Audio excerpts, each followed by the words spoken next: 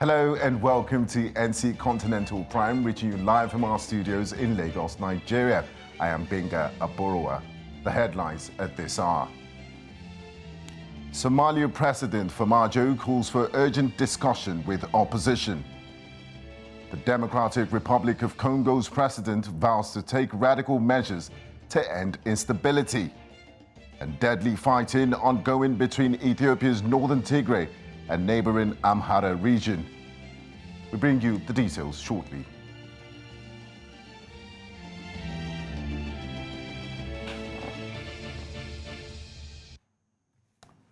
We begin in Eastern Africa, where Somalia's government has urged people who had fled violence in the capital Mogadishu to return home. This is as tensions have eased after the president called for elections and renewed dialogue with his political rivals. President Mohamed Farmajo says he will seek Parliament's approval for fresh elections, appearing to abandon a 2-year extension to his mandate, which ignited the country's worst political violence in years. The president also called for urgent discussions with his political opponents, who had refused to recognize his authority since his 4-year term lapsed in February. Still in Eastern Africa, local officials in Ethiopia say fighting has been taking place on the border between the northern Tigray region and neighboring Amhara region. Residents say around 15 people were killed. The clashes in Wag Hemra, an area claimed by both regions, comes almost 6 months after the conflict in Tigray began. Although the regional Tigray People's Liberation Front government was ousted within a month, eyewitnesses say the fighting is further evidence that the pro-TPLF fighters have not given up. Ethiopia is scheduled to hold delayed elections in early June, but because of the conflict, the polls have been cancelled in Tigray and the affairs of further violence in other parts of the country. And now to the central part of Africa, where the Democratic Republic of Congo's president Felix Tshisekedi has vowed to take radical measures to end instability in the east of the country once and for all. Operations of more than 120 armed groups, including those from Rwanda, Burundi and Uganda in the region, making much of the region lawless. President Tshisekedi came to power in DR Congo in 2019. In the first peaceful transfer of power in the country for nearly 60 years, he said at a press conference in the capital, Kinshasa, that he was drawing up effective solutions that will reduce this crisis in the East once and for all. Now, moving southwards now, some political parties in South Africa have accused President Cyril Ramaphosa of using his testimony at the country's State Capture Commission campaign ahead of upcoming elections. Ramaphosa, who testified for the second day at the inquiry, was appearing in his capacity as head of the African National Congress, the country's ruling party. Ramaphosa attempted to paint the ANC in good light, saying the party had wanted the police and other law enforcement agencies to probe state capture.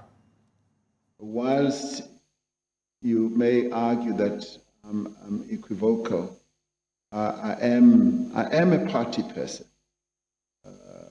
So I'm a party animal and have to be because I'm the president of the ANC. If I'm to be faulted, let me be faulted on that. But I do, however, open a window to look at issues of conscience that drive particular individuals who want to buck the trend, who want to go against what the party might well want. And that is often exceptional. It's not often the rule. By and large, members of a party, certainly the members of the ANC, will always want to go along with the party rule. And I think former Secretary General Gwede Mantashe addresses this quite pointedly in his affidavit, because on a matter which Mr. Freund refers to, of the vote of no confidence, where anyone outside would say, vote as you wish, he argues that you've got to look at very, very closely at the consequences of that action, because you need to look at if you vote to, remove, and we've done that within the party ourselves, to remove a president through a vote of no confidence. What then ensues? Because when you do that, you're actually imploding the executive. You're imploding it, and you've got to do all manner of things to reconstitute that. And members then have to ask themselves, is that what we want? Now, joining us this evening is Dennis Blem, spokesman for the Congress of the People political party, one of the opposition parties in South Africa. Good evening, Dennis. Thanks for joining us on NC Continental Prime. Good evening, and good evening to the viewers. Thank you very much for the invitation. Now, Dennis, you have previously called on President Ramaphosa to take responsibility for state capture and the ANC's major role in corruption. After listening to his testimony today, do you think he has done that? No, we have said from the beginning that President Cyril Ramaphosa will do everything in his power to protect and defend his political party. He will not come clean when he appeared before the Zondo Commission. That's what we have said all the time. That's why yesterday we staged a picket outside the Zondo Commission to show the whole country and the whole world that Mr. Cyril Ramaphosa, the president of the ANC, was also there when this state capture happened. When President Zuma was the president, President Ramaphosa was his deputy, president in government and in the ANC. That's why we are saying that President Ramaphosa can't claim that he is not aware or he was not aware of this corruption and this state capture. He must also take full responsibility for what is happening in this country. Our country is bankrupt.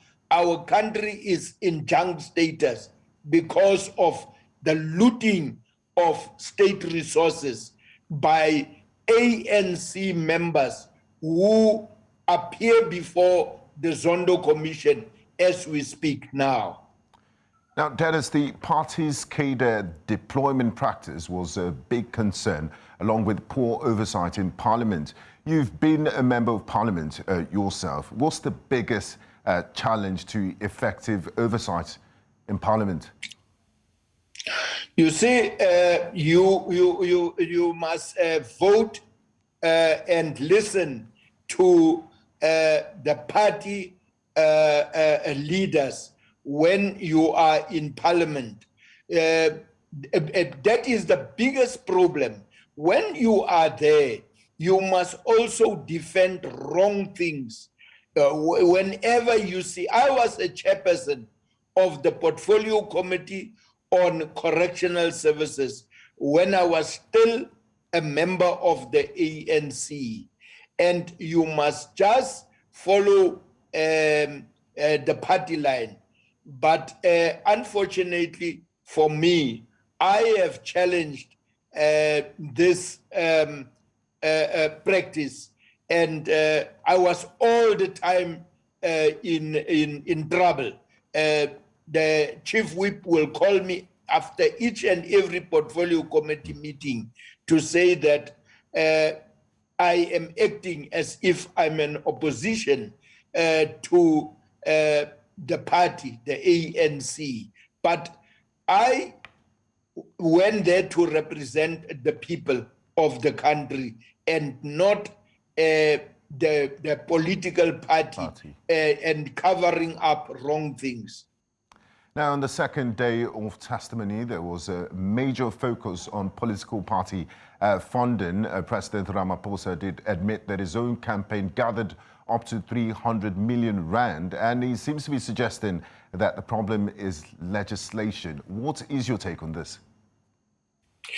No, we have said all the time, since the formation of the Congress of the People, that transparency in politics is very important. Why is it that we must hide our funders? Why is it that people, you see now at the present moment, we are very happy that there is this Zondo Commission, because it has exposed a lot of corruption. Funders, undercover funders, funders who have looted our country. People were getting tenders to fund the ANC campaign and the whole rallies and so on. That's why we are saying we are very much happy, and that's why we are supporting the Zondo Commission, because it has exposed a lot of wrong things. Transparency is central in each and every country. If there is no transparency where the money comes from, wrong things are happening. Now, talking about transparency, Dennis, let's take it from there. South Africa has just introduced new legislation that will regulate political party funding. Do you think this will resolve some of the issues relating to state capture? We firmly believe so. We will be the watchdog. We will look at this thing and each and every cent like hawks, because the country, for this past 27 years, each and every election, the ruling party will have all the resources. Now we know that these resources came from people that have looted. It's taxpayers' money that was looted and that was used to win elections. We will see now where will this money come from? From these full stadiums, a stadium of 90,000 people, the FNB stadium will be filled. Buses, trains, and all these things were hired to ferry these supporters. We will see where this money will come from now. Now, Dennis, the major opposition party, the Democratic Alliance, DA, has called on the Commission to demand the cadre deployment records from the ruling party. Do you think this would help in getting to the bottom of the state capture concerns? They will not find that records. I can tell you now that the ANC will never give them those records. You see, the president of the ANC, President Cyril Ramaphosa, went there for 2 days, but there's nothing new that he was telling the country, because all the things that he was talking about, we have said from day one, from the start, that the country will hear nothing what went wrong, because each and everything President Cyril Ramaphosa tried to cover up each and everything that he have said for the 2 days. He admit to some and the bulk of the thing he denied. Thank you very much, Dennis Blem. We do appreciate you taking your time to talk to us this night on ANC Continental Prime. We appreciate your insights. Have a good evening. Thank you very much. Same to you. Thanks a lot. Dennis Blem, their spokesman for the Congress of the People political party. in South Africa. Now, from Southern Africa to West Africa, where persons with disabilities in Nigeria are seeking inclusion into the country's electoral space. Some of them spoke in the nation's capital, Abuja, during a sensitization workshop for electoral staff organized by Nigeria's Electoral Institute. They said they wanted politics and future elections made more inclusive, with special consideration for persons with disabilities.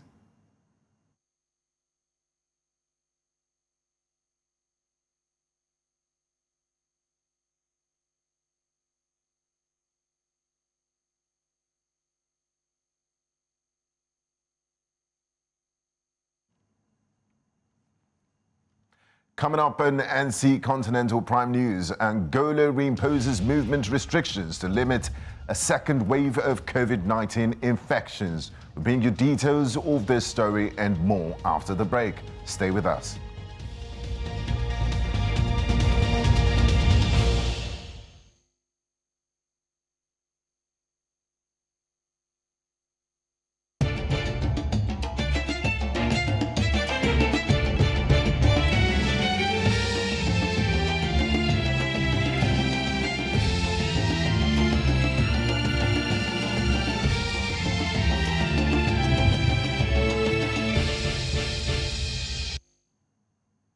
Welcome back. The president of an organization known as the Alternative Ivorian Citizen with close links to the opposition in Ivory Coast has been released. Ms. Paul-Cherie Ballet was arrested in August 2020 and imprisoned at the Abidjan House of Arrest and Correctional Facility.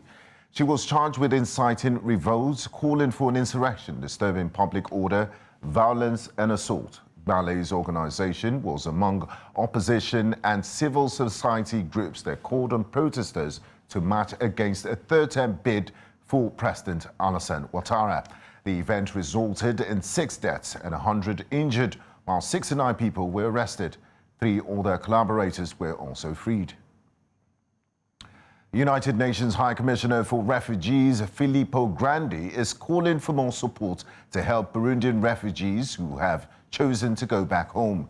He met a group traveling from Rwanda and heard first-hand encounters about their hopes and concerns, ending a 2-day visit to Burundi.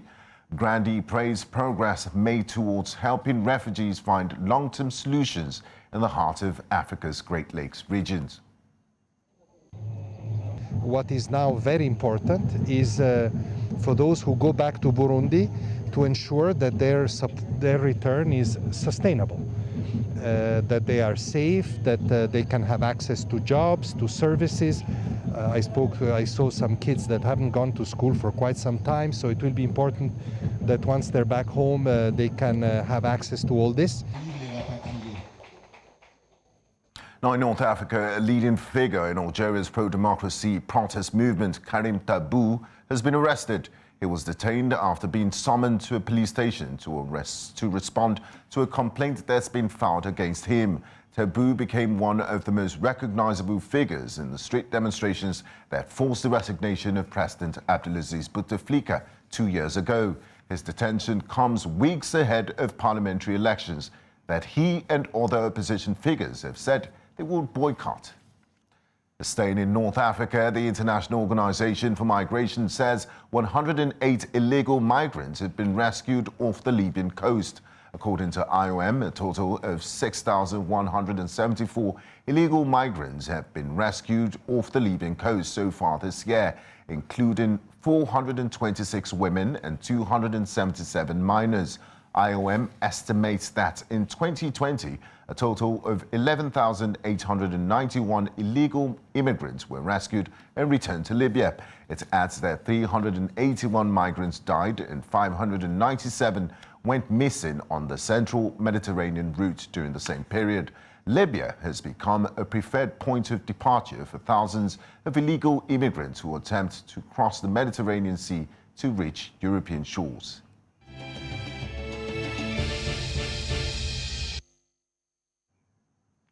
The United Nations has warned that the humanitarian situation in the Sahel as conflict in the region worsens amidst the COVID-19 pandemic. Speaking to reporters in New York today, United Nations Deputy Spokesperson Farhan Haq said, according to the United Nations Humanitarian Office, from 2015 to 2020, violent attacks increased eightfold in the Central Sahel and tripled in the Lake Chad Basin. Farhan Haq added that in 2021, the humanitarian response plan to help 6 countries in the Sahel would require a total of $3.7 billion. Now, Angola has reimposed movement restrictions and increased fines for people flouting measures to limit a second wave of COVID-19 infections. Government offices will operate with only 50% of staff, while the private sector will be allowed 75%. Home gatherings will be restricted to 15 people and a 10 p.m. to 5 a.m. curfew introduced. Earlier in April, President João Lourenço of Angola declared a state of health emergency and ordered a 15-day lockdown across the southern African country. But residents in the capital, Luanda, say they are struggling and as a result broke some of the lockdown rules. With no access to basic goods, water, some residents vow to keep on walking to make ends meet. Now in East Africa, Seychelles is instituting new travel measures for visitors from India, Pakistan and Bangladesh with proof of full COVID-19 vaccination. Travelers are still required to provide proof of negative PCR test within 72 hours to departure. All visitors are still required to wear face masks, social distance, and regularly sanitize and wash hands. Health officials announced that only vaccinated visitors from India, Pakistan, and Bangladesh who have completed 2 weeks after their second dose are permitted to travel and enter Seychelles with proof of COVID-19 vaccination. All travelers will be required to present a negative PCR test taken a maximum 72 hours prior to departure. The World Health Organization has attributed the resurgence of COVID-19 cases in Africa to the relaxation of public health measures such as distancing and intermittent lockdowns. This is in spite of many theories in circulation about why Africa seems to have fewer COVID-19 cases compared to the rest of the world. WHO's Regional Director for Africa, Dr. Matshidiso Moeti, at a media briefing during a virtual conference today, asked countries with vaccines to assist Africa. News Central's Omolola Ololade has more on the story. Lockdowns.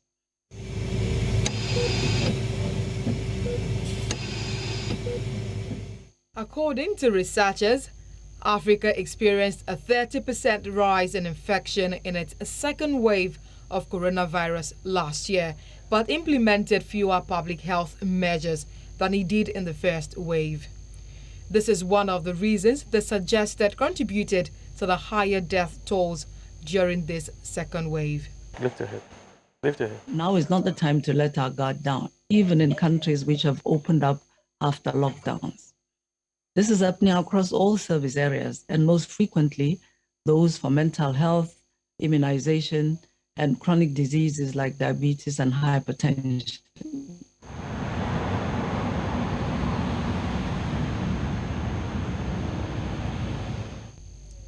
In providing solution to the resurgence of COVID cases in Africa, the World Health Organization urged other countries that have vaccines to supply African countries that are ready to deploy the doses.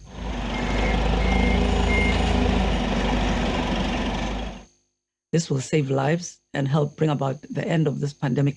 The Democratic Republic of the Congo, for example, recognizing that it would not be able to deploy all of its 1.7 million COVAX-funded doses before their expiry in June, has made 1.3 million doses available to countries that have not yet received doses or that have shown efficiency in their vaccination campaigns. As African countries continue to battle the COVID-19 pandemic, there is need for reorganizing and strengthening their healthcare systems aimed at protecting their citizenry. Omolola Ololade, News Central Television, Lagos.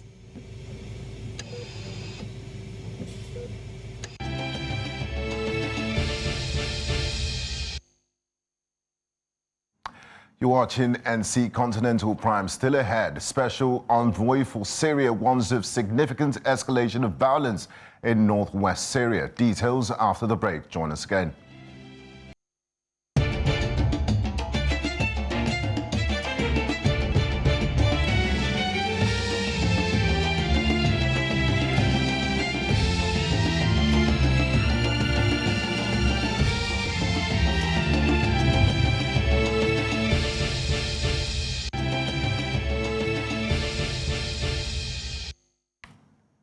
World Wrap, the United Nations Secretary General Antonio Guterres has pledged that he would continue to represent the interest of every Cypriot in future talks on the divided Mediterranean island as an informal effort to break the impasse ended without finding common ground.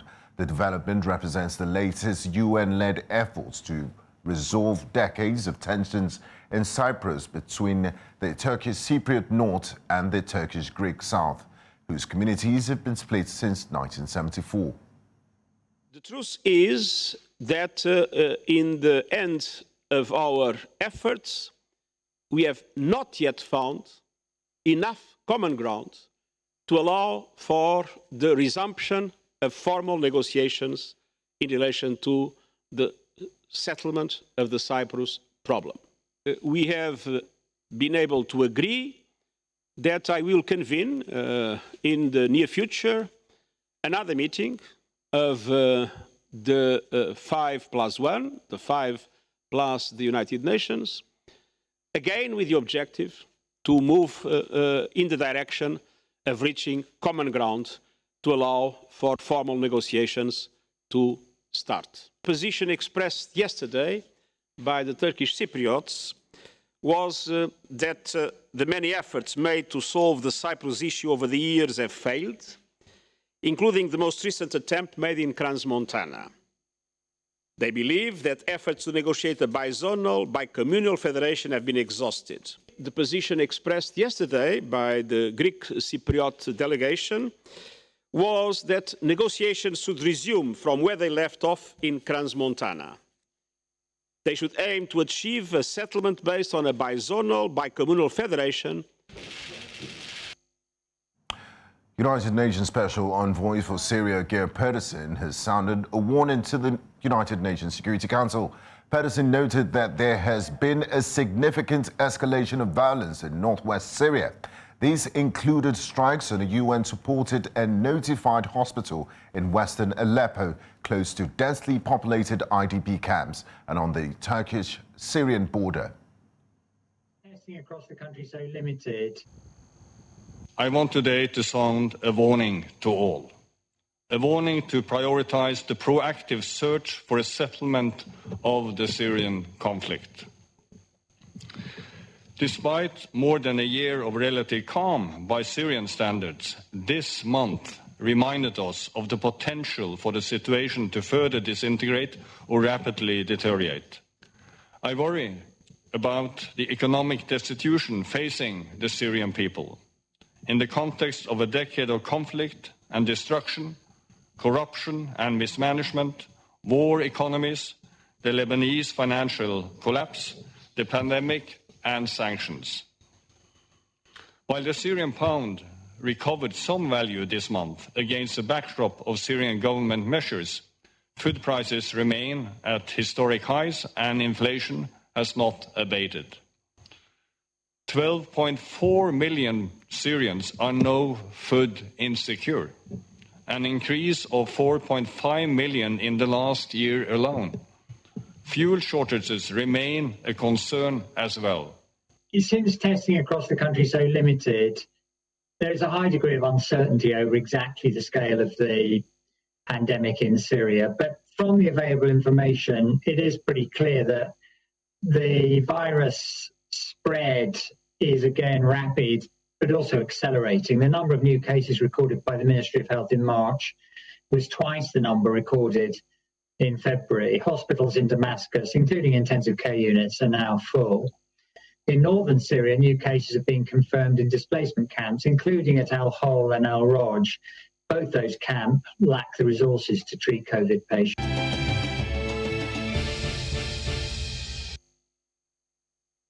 Now in business, Nigeria's Apex Bank has fired the board of First Bank Nigeria Limited, one of the country's oldest banks, and its affiliate, First Bank Holdings. The sack was announced by the central bank's governor, Godwin Emefiele, who cited insider abuse, insider credit, and breakdown of corporate governance as the reason behind the Apex Bank's move. The CBN governor further went ahead to announce that Dr. Shola Adeduntan had been reinstated as the managing director of the bank's interim board. For more on business news, here is Tolu Adeleru Balogu. We start in the southern part of the continent, where South Africa's Employment and Labour Minister said that his ministry is currently working on the labour migration policy, which will be tabled in cabinet soon. Speaking at a media briefing, the minister said the policy will regulate and limit the number of people employers can handle and hire from other countries, especially in sectors that do not require sophisticated skills. Sectors which are likely to be directly impacted by the labor migration policy include the hospitality sector, restaurants, security, as well as farming and agriculture. Specific jobs such as restaurant waiters and truck drivers are also likely to come under scrutiny, as they have been previously identified by the ministry as having a high concentration of foreign workers. From the south to the east, Ethiopian Airlines has installed rapid testing devices at its hub in the capital Addis Ababa amid the growing demand for travel passes and other measures to improve the safety of travelers. In a statement signed and issued by the airline's country manager in Nigeria, Shemles Aragi, the airline said the development allows transit passengers to get tested and get the results within 3 hours before they get on their flights. The airline said it collaborated with BGI Health Ethiopia, a subsidiary of China's biotech giants, the BGI Genomics, to launch a high-end COVID-19 testing laboratory in its main hub. This is also the continent's busiest airport, that is the Addis Ababa Bole International Airport. The state-of-the-art COVID-19 testing lab is equipped with cutting-edge technology to provide quick and accurate testing for passengers. Currently, the lab has a capacity to carry out 1,000 COVID-19 tests a day, with the potential to grow further after expansion. And staying in the country, the Kenya Electricity Generating Company has announced that it expects to start commercial production on its 83.3 megawatt Olkaria 1 Unit 6 geothermal power plant before the end of 2021. With an installed geothermal power generation capacity of 706 megawatts today, this would significantly increase the company's geothermal production and edge Kenya closer to joining the 1 gigawatt geothermal country club. The East African country has a geothermal power generation capacity of 861 megawatts. With the addition of the Olkaria 1 Unit 6, it would bring the total capacity to around 944 megawatts, or to the same level as Italy. KenGen has several ongoing geothermal power projects, which include the rehabilitation of Olkaria 1 and a planned joint venture development of an additional 140 megawatts in geothermal power development. Now back across the continent to the west, the regulator of Nigeria's power sector, the Nigerian Electricity Regulatory Commission, has announced it is concluding the extraordinary tariff review process for the 11 electricity distribution companies in the country. This means that the cost of electricity in Nigeria is likely set to increase soon. The Regulatory Commission also said the reviews would put into consideration changes in inflation, foreign exchange, gas prices, and available generation capacity. Earlier today on Business Edge, I spoke to Daniel Wilbert. He's the Chief Finance Officer at GVE Projects. So good. It ties back also to the funds that have been invested to see how they could get their funds back, right? So if, for example, your FX rate was 380, you work the model with 380, and you have to pay back a foreign investor who brought in USD or euros and spent into your economy. And now he has to repatriate that fund back. But now you're seeing that it's you can only get for 480 or 500 for USD. Now, how would they factor this in, right? So something needs to give in terms of pricing, right? They need to change their model because you're getting the inflow in Naira. I mean, the end user is paying in Naira, but they need to pay back to their investors possibly foreign investors in FX. And then you're going to see that there's a gap that they need to fill. Right? But isn't that pushing that problem down to the consumer, who at no point in time is actually responsible for these changes in inflation and inflationary rates? In fact, many people will even say it's the government's issue because they have not been able to stabilize the naira versus the dollar. Yeah, but to be honest, yes, you're pushing it to the end user, but someone has to pay for the inefficiencies in the system. So it's me and you. Sadly, I'm also going to be paying that, right? So, but someone has to pay for these inefficiencies, and sadly, it's going to the end users. The government has been subsidizing it for a bit, and I'm sure they can't do this for that much longer. And still talking energy, electricity supply to some parts of northwest Nigeria is receiving a boost, and it's a green one. Renewable energy as a solution is being incorporated into electricity provision by one of the distribution companies in the region. The details in this report. Kano State Electricity Distribution Company, KEDCO, has signed a memorandum of understanding with an investor, Conexa, for an investment of over $100 million in electricity production, storage and distribution.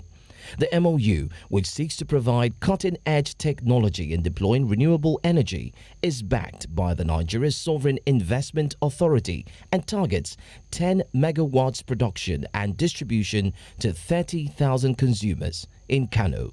After we deliver in Kano and Kaduna in the next few months, we can really look at other states across Nigeria.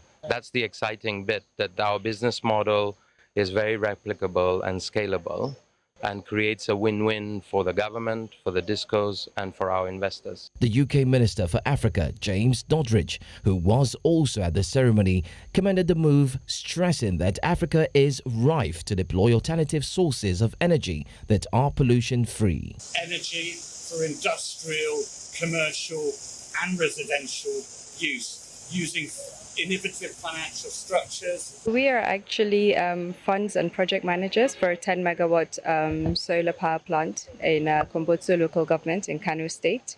It's a presidential initiative, and which coincided with Conexa and KEDCO's project, a franchise model they're developing in the same area. So that's what brought about the partnership. This is coming barely 3 years after Conexa signed a $90 million MOU with the Kaduna Electricity Distribution Company in 2018 for 10,000 energy connections. We have both the on-grid and the off-grid solutions. Like the solar is an off-grid solution. Of course, then we also have other solutions that Conexa is bringing that we can also inject the power into our network. Conexa received a UK aid grant during its early stages and has also been supported by other partners including the US, Shell Foundation and Rockefeller Foundation. And that's all the business we have for you on NC Continental Prime. I'm Tolulope Adeleru Balogun. Now it's time to check out what's been trending all day, and for that we'll go to Sheryl Bankole of our digital team.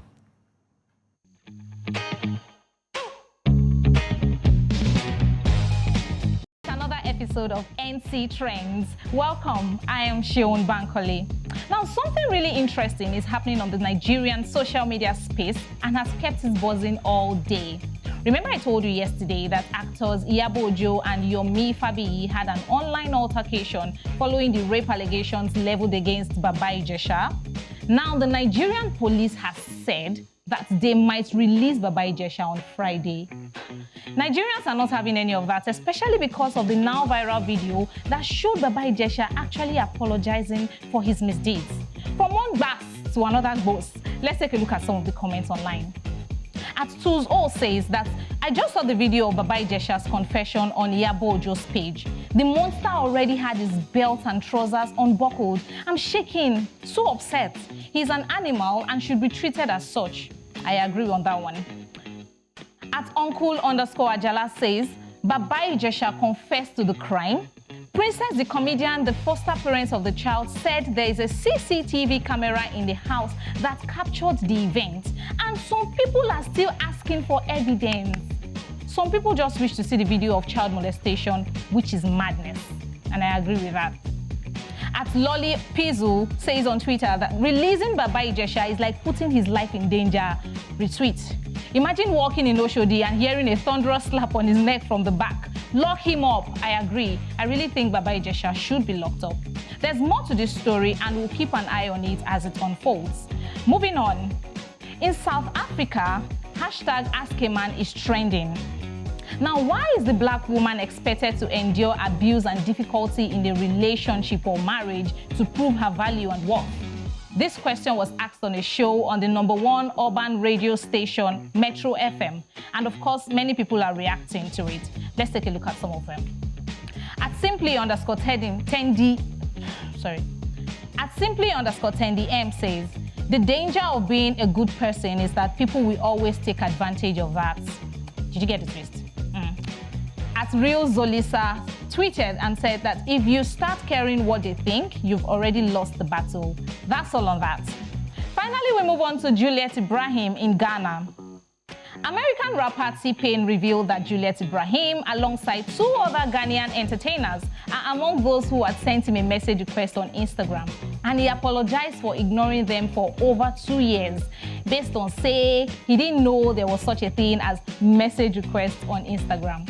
For some reasons though, Ghanaians are amused and they are dragging Juliet Ibrahim and the other celebrities like Tiger Jen for sneaking into T-Pain's DM.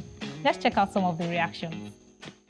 At Niger_PR tweeted, so many celebs in Nigeria sent a DM to T-Pain as seen on that video. It wasn't just Juliet Ibrahim though. We agree, but what was Juliet Ibrahim doing in T-Pain's DM on Instagram 2 years ago? At K_Staga tweeted and said that the trends make hot. But wait, what's Juliet Ibrahim they go there for T-Pain's DM? Or she wants a free verse or EBM where they go give her free verse. Hey, Ghana boys la hustle. All right, finally on that one, Ara Mistro says that first it was Cardi B and now T-Pain. Justice for Juliet Ibrahim. This is not fair. All right, that's all on NC Trends today.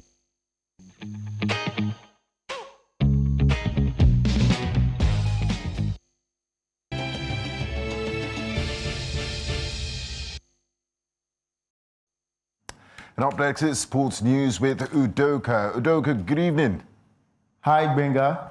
What do you have for us in the world of sports? Looking quite dashing this evening. Thank you very much. A lot happening across the world of sports, especially the Europa League. Currently, Manchester United beating Roma by 4-2. Well, in other news, talking about the world of sports now, the Nigerian Olympic Committee congratulates the young table tennis star Musa Mustafa, who was recently ranked world #1 in the boys under 11 category by the International Table Tennis Federation. In a release signed by the Secretary General of the NOC, Olabanji Oladapo, he stated that the board and members of the Nigerian Olympic Committee extend their warm compliments to the President, the members and staff of the Nigeria Table Tennis Federation for the achievement of the young lad at the world stage. Now, with this development, Mustafa has become the second African to be rated #1 in the world after Hannah Goda from Egypt was in the 2020 named the best under 15 girls in the world. Now, moving over to cricket, this year's 2020 World Cup could be moved to the United Arab Emirates if India continues to suffer with the second wave of the coronavirus pandemic. Now, the tournament is due to begin in October, but the COVID death toll in India has passed 200,000, with at least 300,000 new infections every day in the past week. Last week, India joined the UK's travel red list, effectively banning travel to and from the country. Other countries, including Australia, have also closed their borders to India. And Dheeraj Malhotra from the Board of Control for Cricket in India said he is hopeful India could still host the T20 World Cup. Australia will host the T20 World Cup in 2022, postponed from last year due to the pandemic. Meanwhile, Malhotra says India's cricket governing body will go with common sentiment on whether the Indian Premier League continues. Now, the IPL, the world's richest 2020 league, is currently taking place in India, with the final set for the 30th of May. Coming down to Africa, Kenya Pipeline ended the disappointing Africa Clubs Championship campaign with a 3-1 win over host COK Libya in their 5th place ranking match in Tunisia. The Oilers were 3rd in the last championship held in Egypt 2 years ago. The battle between these two teams was finally determined by experience or lack thereof, as the 4-seat thriller lived up to expectations. Pipeline coach Paul Gitao used all but one of his 13 available players to fight the stubborn Libya, who are the youngest team in the tournament with an average age of 20 years. Gitao kept faith in his youngsters, with Rose Magoy and Gaudentia Makoha being the only senior players. And in some transfer news now, Tosca FC striker David Majak has finally completed his much-protected move to Swedish club Kalmar FF. Now, the striker has moved on an initial 6-month loan deal with an option to make the deal permanent at the end of the current campaign. Majak has had an injury-plagued season in the Football Kenya Federation Premier League, where he has scored 4 goals.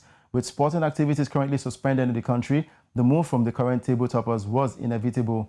Majak was set to join the club earlier in the year, but his move was put on hold after he picked up an injury in the league in December. And Kalmar play in the Swedish top-flight league, where they are currently 4th on the standings with 7 points from 3 matches. And Tosca chairman Dan Aduda confirmed the departure of the 20-year-old attacker, saying that the 11-time champions have also extended his contract to 3 years so that he can have a fallback plan if the loan deal ends and is not signed permanently. And in the German Bundesliga, RB Leipzig have announced that American Jesse Marsch will replace Julian Nagelsmann as their new manager. And Red Bull Salzburg coach Marsch will start the role on a 2-year deal when Nagelsmann leaves to become Bayern Munich boss at the end of the season. Marsch was assistant coach at Leipzig during the 2018-2019 season, and Marsch had a spell as much as coach of Major League Soccer side New York Red Bulls, and after his stint at Leipzig, he made the switch to Red Bull Salzburg. He won the league and cup double with Austrian side last season and is on course to do the same again in the current campaign. And that's a wrap on a sports update. A handover to Benga Aborowa.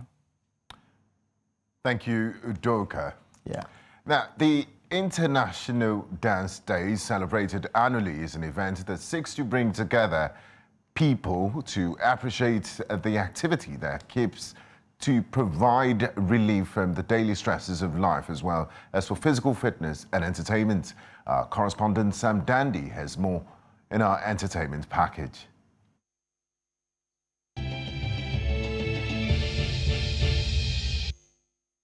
Thank you, and now to entertainment news. Dance, just like music, transcends time and place. And today, to commemorate International Dance Day, we have put together a list of our top 5 African urban dance. But right before that, let's find out what makes this day so important. News Central's Chidimai Ihane has more in this report. It's a worldwide event that celebrates all genres of dance. It was created by the Dance Committee of the International Theatre Institute, ITI, the world's largest organization for the performing arts. Dance to me is life. It means life to me. Why do I say that? Basically, where I'm one of those people who I'm very expressive, okay? So I'm not going to say I'm shy or anything like that, but there are certain things I don't know how to say. I don't know how to put into words, so I put it into movement. So dance for me is a way of communicating my innermost feelings. So it's basically life to me. Celebrated annually to encourage participation and education in dance by hosting events and festivals across the world. It celebrates those who appreciate the value of dance. It also acts as a wake-up call to governments and politicians who might be reluctant to recognize its value. The objective of the International Dance Day is to bring together all those who have chosen this form of expression to overcome all kinds of cultural, political, ethical barriers and celebrate dance and its diversity.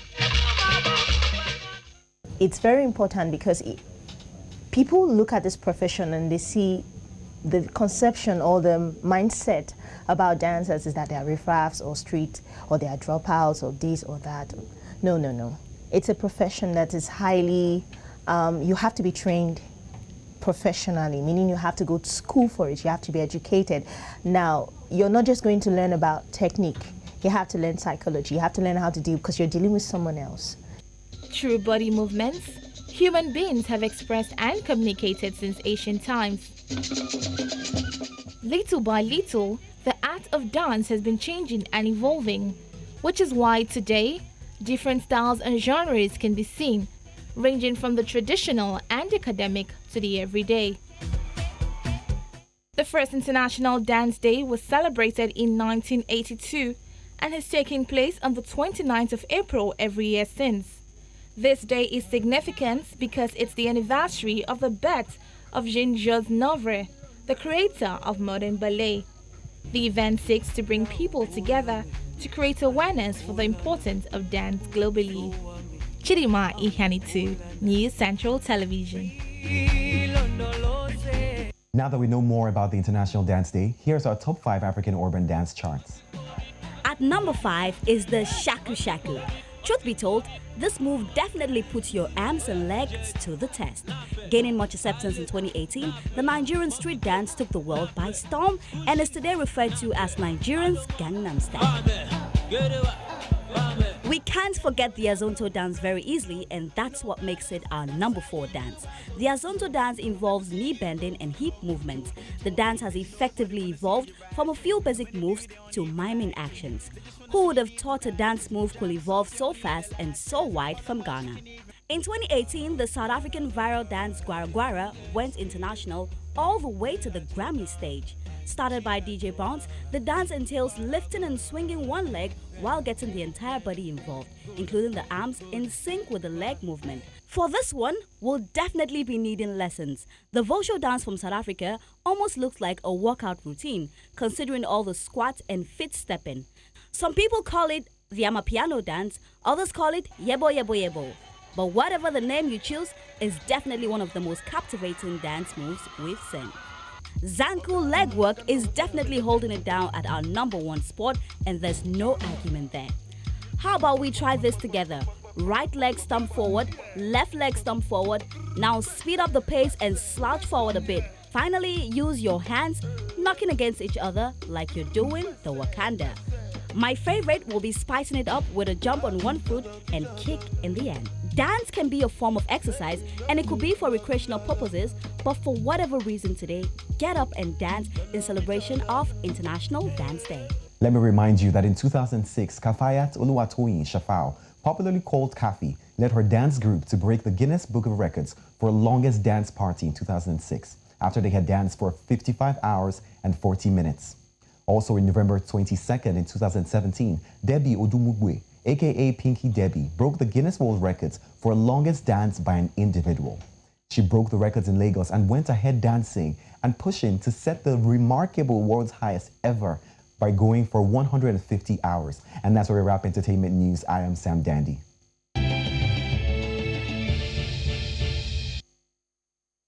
To go out with your umbrella tomorrow or not, News Central's meteorological desk has details on what to expect from the weather tomorrow across the continent.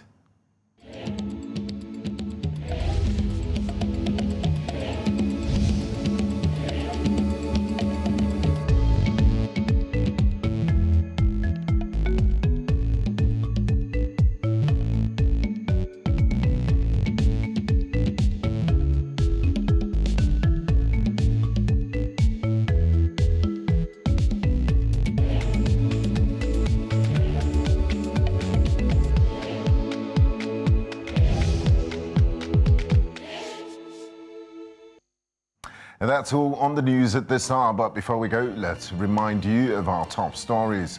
Somalia President Farmajo has called on urgent discussions with opposition.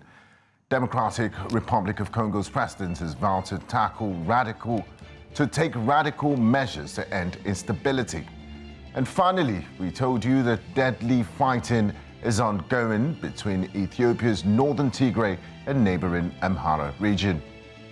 Remember to follow us on social media. We're at News Central TV. You can also catch up with our news and programs. Just download the News Central TV mobile app on Play Store and iOS. You can also watch us live on Star Times Channel 274.